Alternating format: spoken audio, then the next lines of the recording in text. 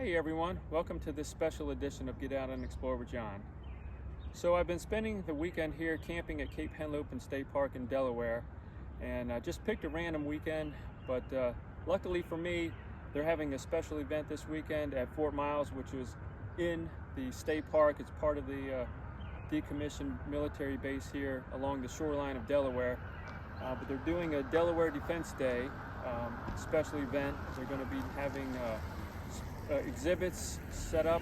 They're going to have people in period uniforms. They're going to have artillery displays, all kinds of special things going on here. So I wanted to go ahead and make a separate video just on the Fort Miles portion of Cape Henlopen State Park. So I don't know exactly what we're going to see, but it looks pretty cool. I walked through it last night just to kind of see what they were doing, and I'm really excited to go check this out. So let's go check out the Delaware Defense Days at Cape Henlopen State Park. Construction of Fort Miles began in 1938 and it was operational by 1941. It was designed to protect the Delaware Bay from German warships, as it was part of the United States Army Coast Artillery Corps, which played a vital role in helping protect America's coastlines. These 3-inch gun designates the diameter of the gun's bore. Mounted on pedestals, they had a range of 11,000 yards and could be easily aimed to follow the target. Mainly used as an anti-aircraft gun, they could also be used against small, fast-moving vessels. The armament of Fort Miles included 155mm guns, mainly used as field artillery. They could shoot a 125-pound round 16,000 yards. There were 4 placed at Fort Miles and 4 more placed across the mouth of the Delaware Bay in Cape May, New Jersey to protect the entrance to the bay. Look at the size of this gun. Whoa! Let's see if we can figure out what this thing is. Holy smokes, look at that. There's the shell that it shoots right there. And it can pierce through the armor on the side of a ship. Look at this thing. It's a 16-inch gun. Wow. Look at that. Look at the size of this thing. That is crazy. I mean, look at the view of this thing when you get up close to it. Just nuts. Let me stand underneath of it and point up the gun barrel. Look at that thing. Ooh. How do you test the 16-inch gun? Read this plaque to find out.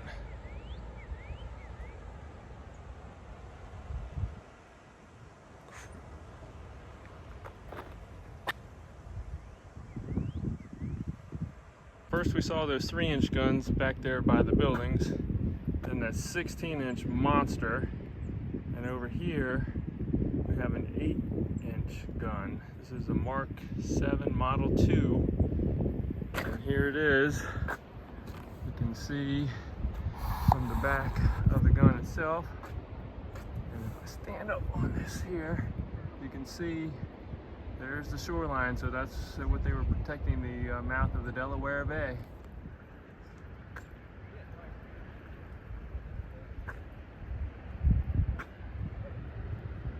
Look at the riflings on the inside of that barrel. Wow. So I walk up the path here towards the bluff overlooking the ocean. Here is the front of what is now the museum, but it's pretty camouflaged. I mean, from here you can see it, but I think the bluff hides a lot of that from the ocean. That would be looking north towards the entrance of the Delaware Bay, probably about a mile or 2 up the shoreline there. Here is the main building for Fort Miles.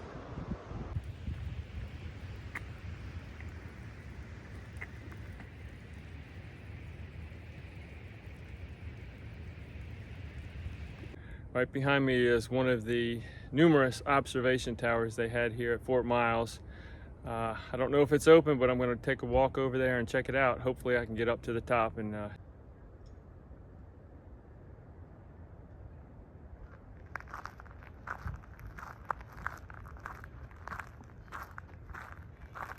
Here's a little information board.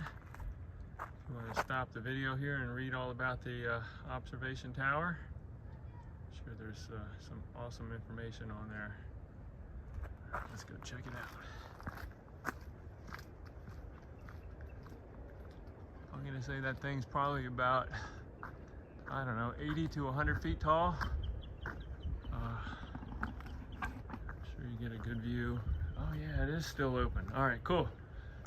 Let's go check it out. So here's another plaque that shows you the lay of the entire battery here at Fort Miles, what you're looking at.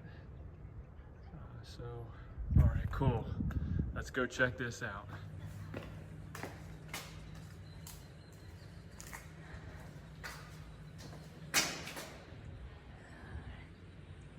All right, here I go.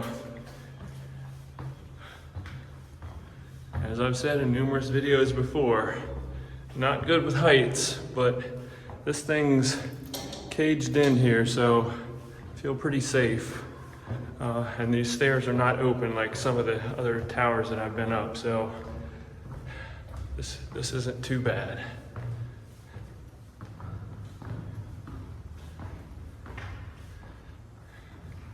Okay, made it up to the level here where you can kind of see out these little portholes on the side. You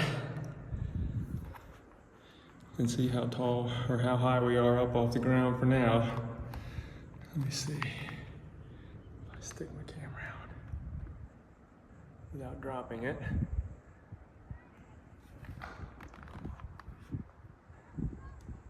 Let's keep on going. Oh, this is a little more open. Yeah, not liking this. A little steeper here also. Almost here. Oh, well, we're up to the next level here. All right, might give us a pretty good view from here.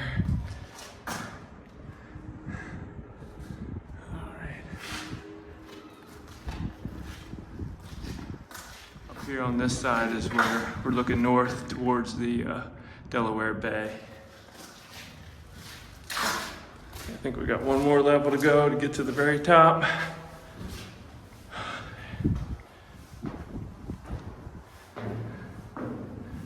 Okay, here's our view from the top of Tower 7, and we're going to be getting instructions from Mike here, who's going to tell us how the tower operated.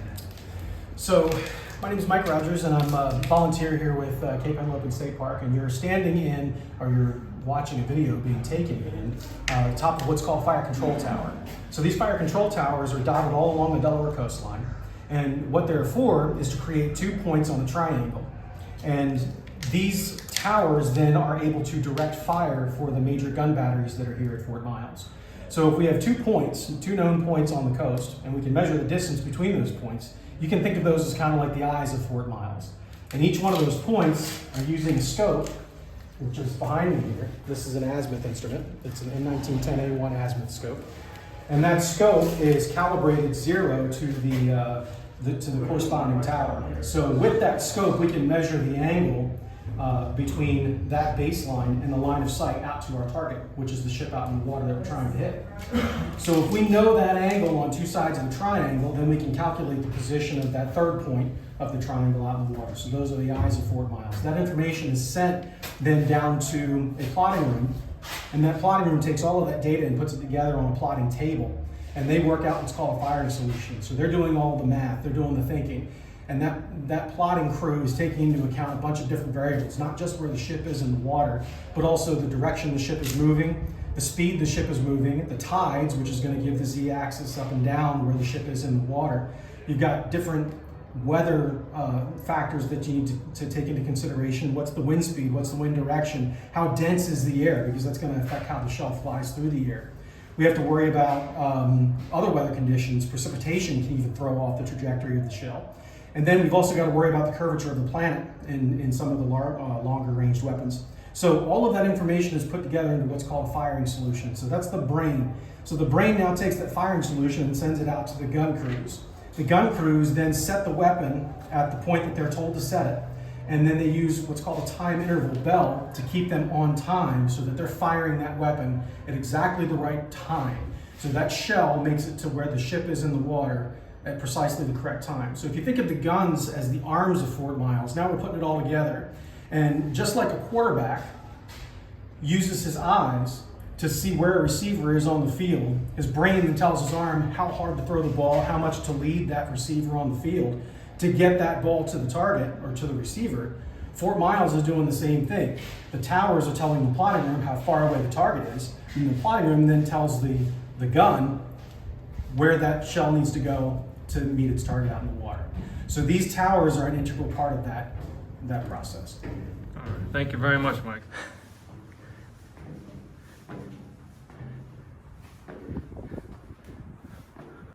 Woo! Yep, we're up here.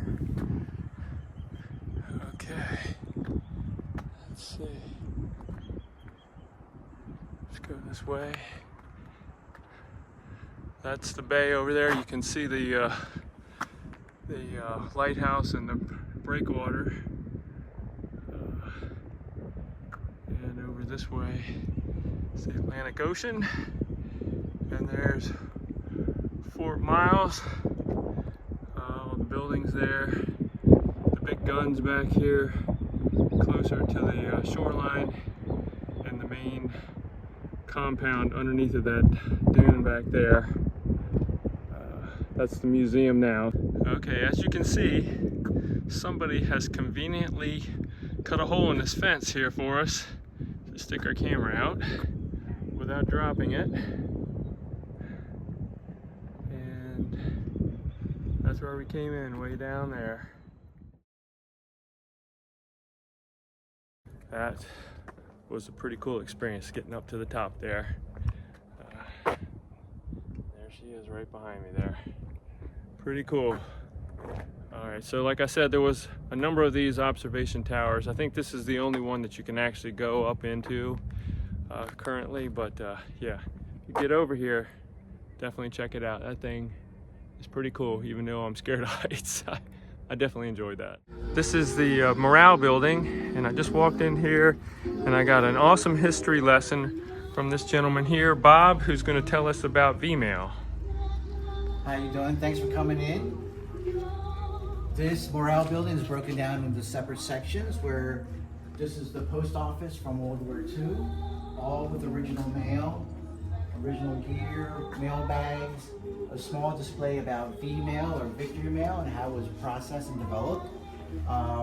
We also have some posters and stationery from the wartime. You might as well walk up here and just real quick talk about USO camp shows, where entertainers went stateside and overseas to entertain the troops, sailors and Marines. We have here Air Raid Wardens section, as well as Delaware during World War II. This is the Hollywood Canteen section, stage door canteen. All the posters here came from a museum in California that closed down, the Max Factor Museum, as well as the items in here from the Hollywood Canteen with autographs of famous entertainers like Betty Davis and Hedy Lamarr, Yvonne DiCarlo, Jackie Coogan. Here's USO items from the Hollywood Canteen. These were all to build the morale up of stateside and overseas troops, sailors and Marines. And we're going to walk over here real quick. We have this Red Cross section. The American Red Cross in England, where young women were in clubmobiles. This is an original uniform. And the clubmobiles were buses, converted English buses, and were Army 2.5-ton trucks. And women would drive, Red Cross women would drive them to serve donuts and hot coffee to the troops. Here's a couple of the items from the Red Cross: hand-knitted sweaters, kids and books. And then another morale building activity was to have the troops draw or paint. So all these drawings are original World War II drawings. Here's a series from the 29th ID, which is a Maryland, Virginia unit. And here's more original artwork. Here's an African American writing on a V-mail. He drew this and to send back home. Air Corps drawings, and a couple more small sections. GIs in England that the Red Cross supported. During the war, the newspapers and magazines of the era decided to come up with overseas editions. So we have the New York Times Overseas Weekly. It's much smaller and there's no ads. And the same thing with magazines. Pony Edition was the overseas edition of Time Magazine. Life Magazine had an overseas edition. Again, there's no ads, a little bit cheaper paper, and shorter context.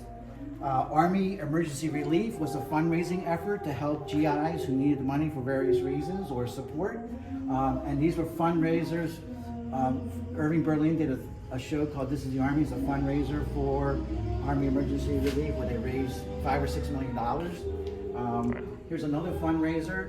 This is where 40 movie stars traveled by train in 1942 from California all the way to the East Coast. And this particular item was actually presented to Oliver Hardy from Laurel and Hardy. So this was his portfolio that was purchased from his estate. And the talk that has articles about the Hollywood 50 Caravan. Bing Crosby, Bob Hope, Laurel and Hardy, Desi Arnaz, and Pat O'Brien, and many more went on this train tour. And the last thing is the Army recognized how important morale was. So they formed in World War II special service companies. And what special service companies did was they played music, they had libraries, and provided entertainment to the troops. Now this 21st Special Service Company was in Italy, but the significant part about this is Burt Lancaster was in this unit. So that's not Burt, this is the actual owner of this scrapbook. But he was friends with Burt Lancaster and worked with him after the war, when Burt went into the film. Very cool. And the last thing is, there was an African American Special Service unit right here, the 37th. They were in this Fort Huachuca in Arizona. And there were a lot of famous African Americans in this unit as well. And that kind of concludes our morale building on this here. Thank you so much. Thanks, Bob. Appreciate your information. That was great. Thank you. Sure.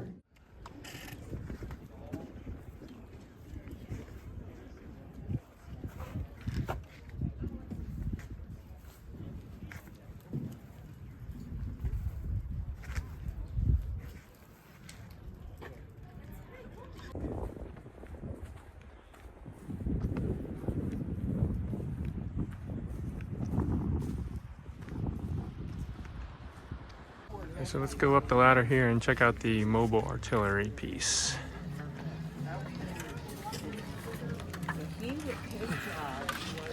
It's had a 6-man crew. Was built for the British Army so they could use their own ammunition.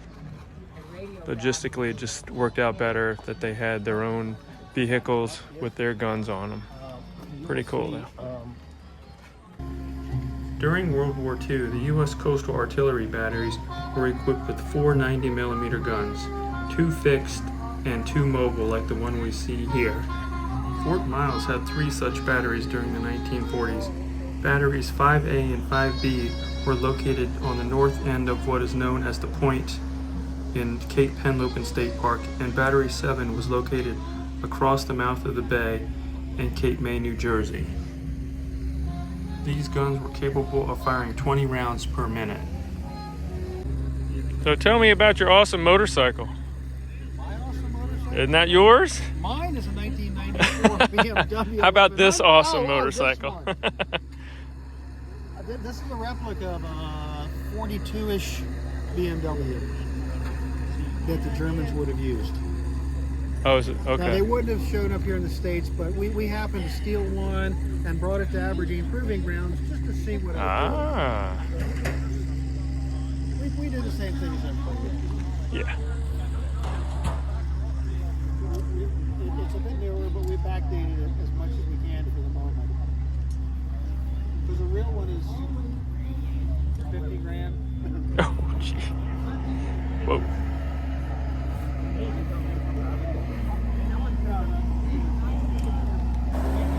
Here's a really cool piece of military history brought in here for Delaware Defense Days. This is a 16-inch carbon arc searchlight, World War II era searchlight. Tens of thousands of these were made during World War II, but they are only estimated about 2,500 of them remain. They were built by General Electric with a Sperry gyroscope for the military as anti-aircraft searchlights. Their original purpose was to aid World War II anti-aircraft gunnery crews in spotting enemy aircraft during nighttime air attacks. These lights have not been built since 1944, and they were no longer had any military use after World War II, having been replaced by the invention of radar.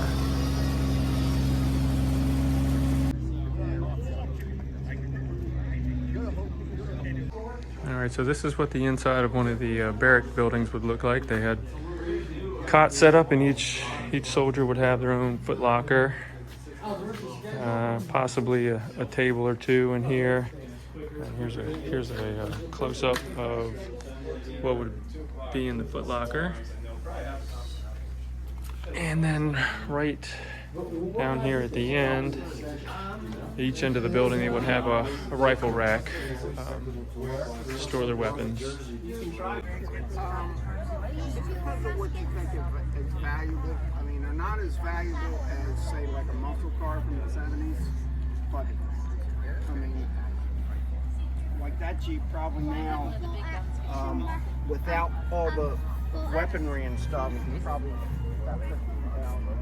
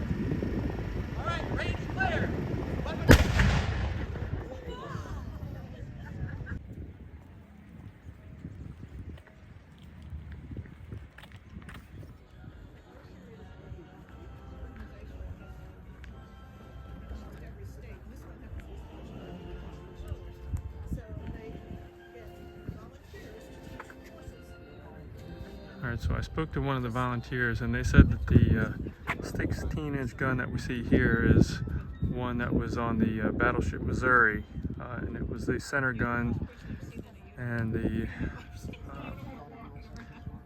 ceremony to end World War II was held right underneath of that gun.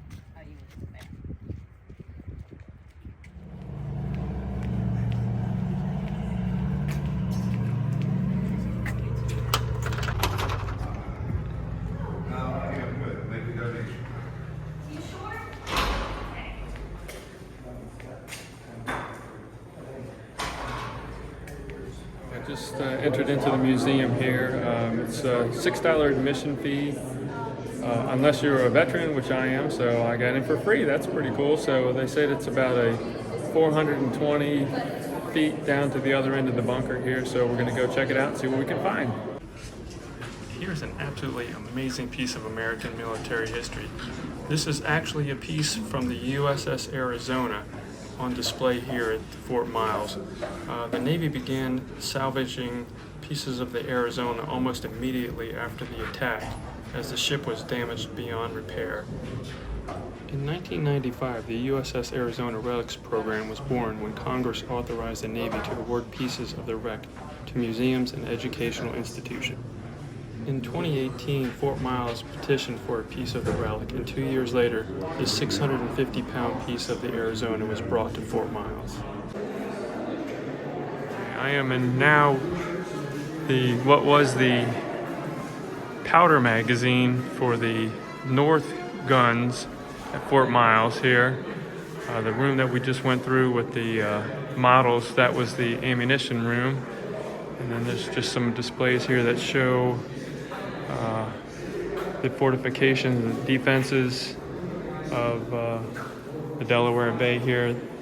I just was talking to a guy, and he said that they had 450 electronic mines at the mouth of the bay there to protect the port of Wilmington, which was very important at the time, and they were not contact. This is one of the mines, but they were not contact mines. He said they were electronically operated, so they could determine whether or not the ship approaching was friend or foe. So they had 450 of them out in the bay. So here's one of the relief maps that they have here. Shows the entire 4 miles and the point here to the north of the mouth of the Delaware Bay. What I'm looking at here is a map to scale of the mouth of the Delaware Bay, and this is what they use to triangulate the position of the ships on the water to be able to fire on them. The towers that we looked at earlier would be a 2-man crew that would use a scope like this to locate the ships, and at that point they would radio on a landline the information back to the main battery here, and then they would take that information along with a bunch of other stuff that was just explained to me that is way too complicated for me to regurgitate to you, but there was a lot of math involved here to be able to hit one of the ships. Although they actually never had to fire on any hostile ships, the Germans never came close enough or tested the naval batteries along the shoreline of the United States. So now we're going to enter into the shell or ammunition room for the south guns of the battery here. As you can see, they have reproductions of some of the shells, and then they have the hoist system here where they were able to follow the track around and down the main corridor here to deliver these shells to the guns. So each of the shells weighed over 1,000 pounds, and obviously just too heavy for the soldiers to lift up. So that's how they would move them on these rail systems that are above the room here. We're still following the tracks, and let's see where they take us. To the actual gun. Wow.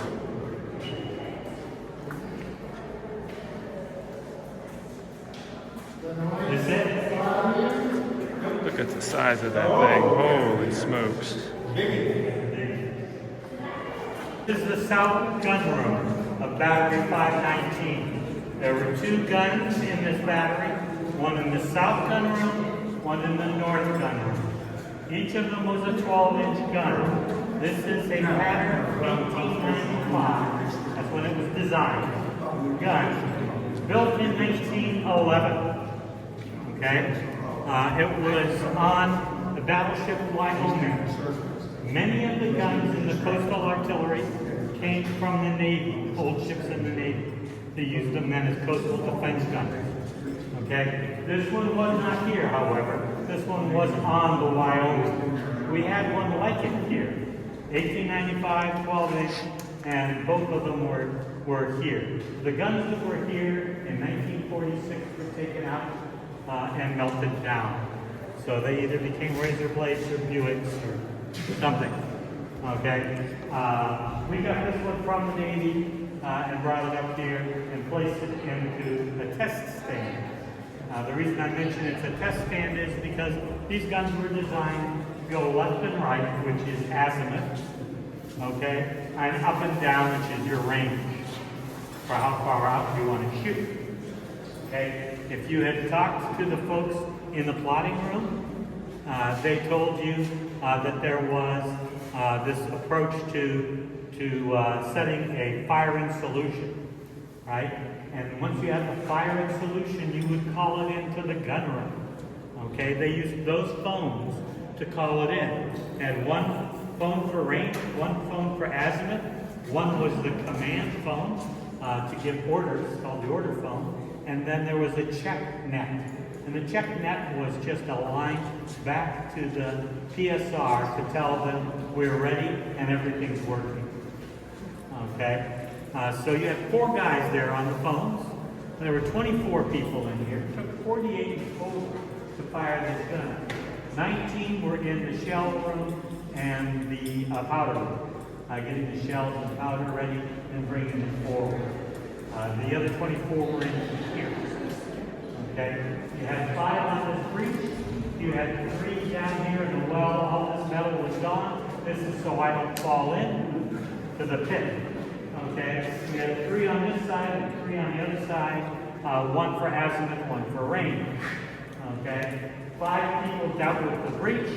You had a gun commander. You had 8 guys that used these ramrods to push stuff in.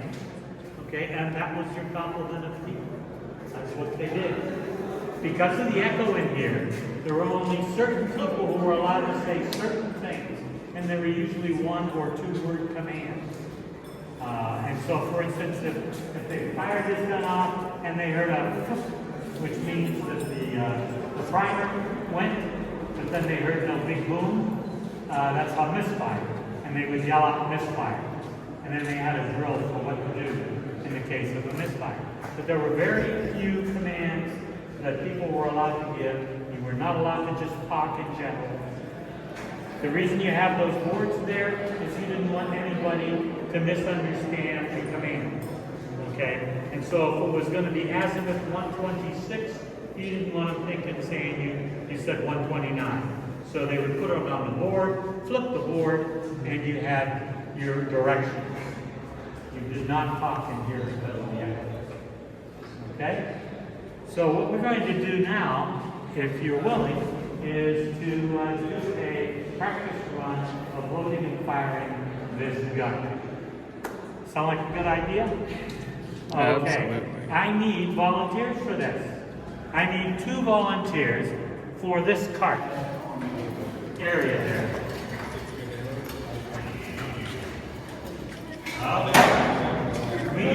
We need 4 people on the ramrod. Put it right here. And I want you to push it in. Advance rapidly. Yes. Now advance rapidly. Move this. Stay around, because we're going to need you again in a second. I need 4 other people to put the powder in. And we bring the powder. Each of these powder bags would have 70 pounds of powder in them. They have nothing in them, so they're a little lighter. Now guys on the ramrod, once they put this nose in, I need you to come behind them and push the powder in to the gun. Okay, hold. All right, ramming crew, push those in. Okay, we are now shutting the breech.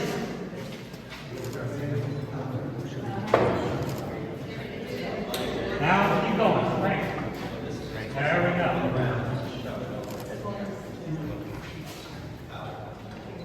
Keep going. Now you see the breech is turning.